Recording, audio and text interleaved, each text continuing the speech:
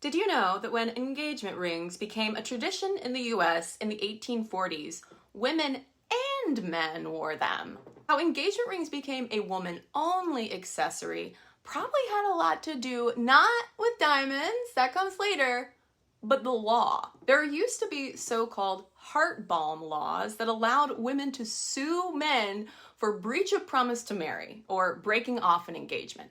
It was basically a form of virginity insurance, and technically, men could also sue women for breach of promise, but it was really just for women because if a bride-to-be got dumped, she was socially scorned and considered less valuable on the marriage market. So she could sue her ex for things like loss of social and worldly advancement, disappointed hope, and injury to future marriage prospects.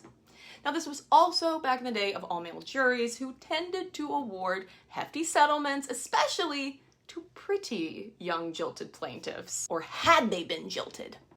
In the 1910s, the press started sensationalizing stories of girlies getting in on the so-called heart-balm racket. The Washington Post warned that these heart-balm blackmailers were cruising high-end restaurants, bars, and hotels to get rich men to date them just so they could turn around and sue. By the 1930s, states had begun striking down heart-balm laws, often on the argument that they were simply too vulnerable to these gold diggers, and as one reporter for the Hartford Courant explained, there are many, many ways in which a girl can now earn her own living. In the meantime, expensive engagement rings sort of took the law's place as a form of still sexist, classist collateral against a broken engagement.